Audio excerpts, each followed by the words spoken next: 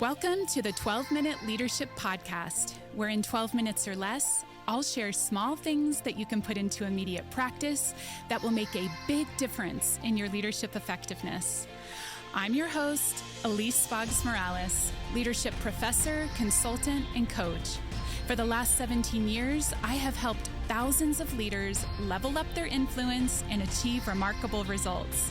If you want to trade compliance for true commitment and create your dream team, you are in the right place. Get ready for a quick hit of practical wisdom to increase your team's engagement, inspire top performance, and retain your best talent. Ready to level up your influence and get better results? 12 minutes starts now. Hi everyone, Elise here. Welcome to episode 6, 5 leadership myths that are keeping you stuck. As leadership expert and author John Maxwell says, everything rises and falls on leadership. I couldn't agree more. Whether your organization is thriving or surviving, clues for your current reality often lie within leadership. While acknowledgement of that fact can be sobering at times, it's ultimately empowering because it means that you have the power to change things. Since beliefs affect actions and actions impact results, today's episode is going to focus on highlighting some common beliefs or myths that might be keeping you stuck so that you can get different results. This list reflects insights I've gained over the last 17 years working alongside senior and executive leaders across a broad range of industries. So let's get started. Leadership myth number 1, there is one leadership prototype. When we hold this belief, we tend to have a picture of what an effective leader looks like. A common stereotypical prototype for a leader, especially in Western culture, often looks like this: extroverted, charismatic, quick in action and decision-making. The other common prototype is choosing leaders that are most similar to you, whatever those characteristics may be. Believing this myth creates several limitations. 1, it limits the leadership pool of possible candidates for promotion. 2, it communicates to those who don't fit the prototype that leadership isn't accessible to them. 3, it stunts the growth of organizations because everyone in leadership tends to think and act alike. There is no diversity of thought to promote new ideas and growth. One group of people I often see overlooked for leadership is introverts. This could be because extroverts have more visible and obvious strengths, while the strengths of extroverts are less obvious. Introverted leaders have a quieter strength and offer much to their roles, such as great listening skills, taking time to think things through before making decisions, and remaining calm in stressful situations. An extroverted leader often struggles with these things. On the other hand, introverted leaders often struggle with the more relational parts of the role, which extroverts can be strong in.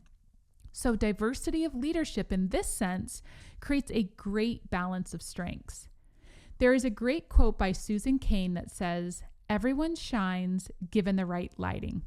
So a question to ask yourself around this myth is, are you providing the right lighting for different types of leaders to shine? Leadership myth number 2, leaders are born, not made.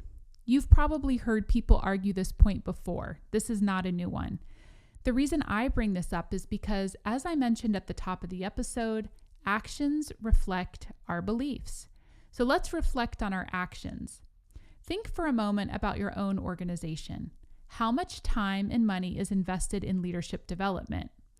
In episode 1, I mentioned a 2020 Forbes Coaches Council study that showed that organizations worldwide spent approximately $357 billion on corporate training, but only 25% of that went to leadership development programs. What priority does your company place on it? If the investment is limited, it's possible that the belief held is leaders are born and not made.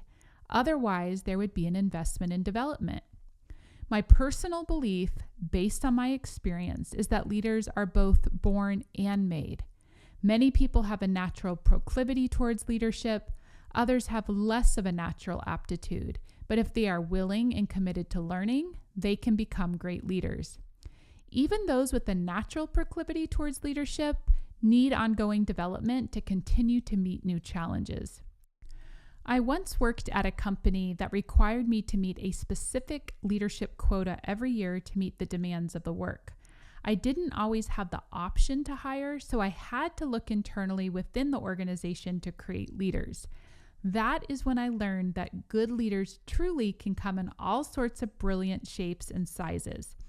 So some questions to ask yourself around this myth are you promoting a variety of types of people versus just a particular prototype?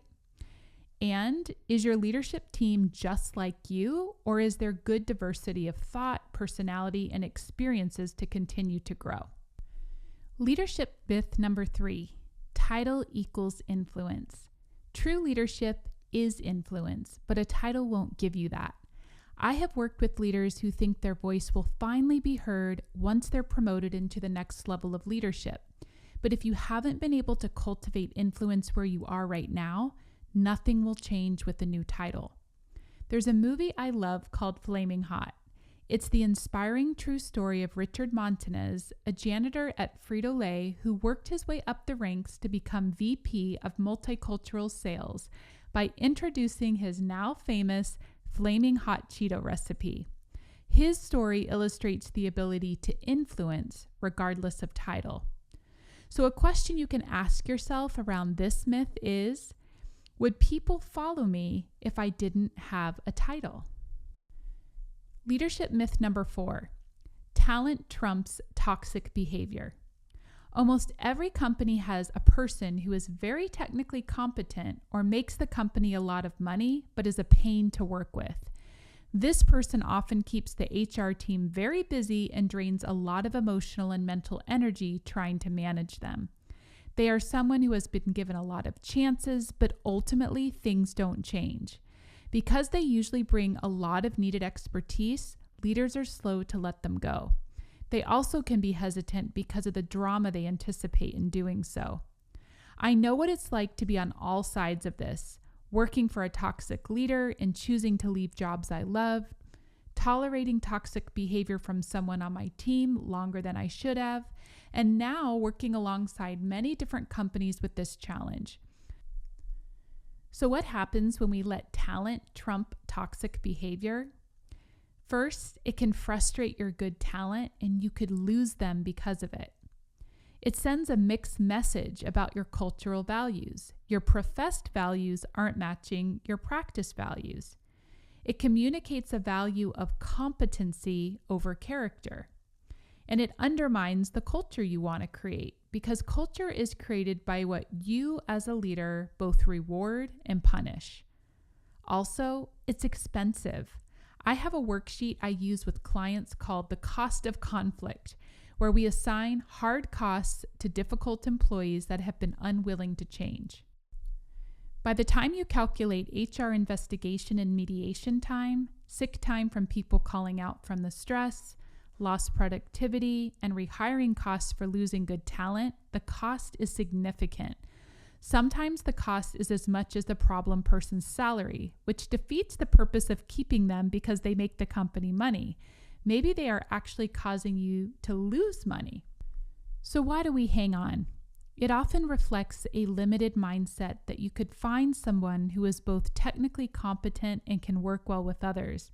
In my experience, these unicorns are more common than you think. And when you decide to draw a line in the sand and not settle for less than your professed values, somehow the world opens up and the right person for the job often finds you.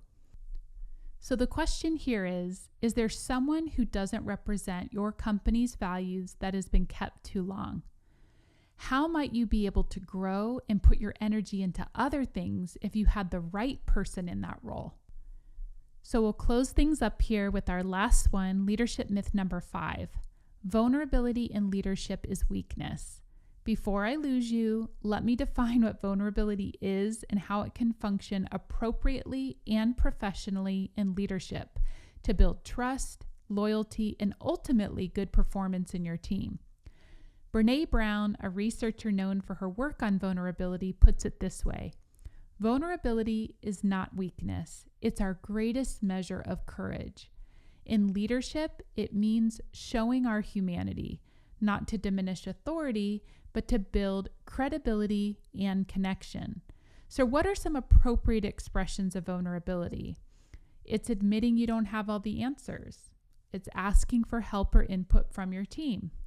It's owning up to mistakes instead of covering them up. It's sharing challenges or concerns when appropriate.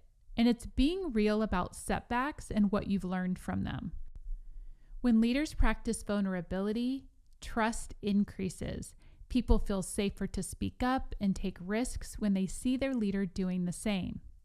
It also models authenticity. It sets a tone where transparency is valued over perfection. It also deepens connections. Teams become more cohesive when leaders are relatable, not unreachable. And innovation grows. Vulnerability creates space for experimentation, creativity, and learning from failure. So ask yourself this question: when is the last time I was vulnerable with my team? So there you have it. Those are 5 leadership myths that may be keeping you stuck. I hope you enjoyed today's episode. I'll see you next time. Like what you heard on today's episode and want to go deeper? Subscribe to this podcast so you never miss an episode. You can also pick up my book, Lead Anyone, on Amazon. Then, go to my website to check out ways that we can support your leadership goals. From executive retreats to customized training and coaching, my team of experts will help you level up your leadership and accelerate your results. Go to www.eliseboggs.com for more info.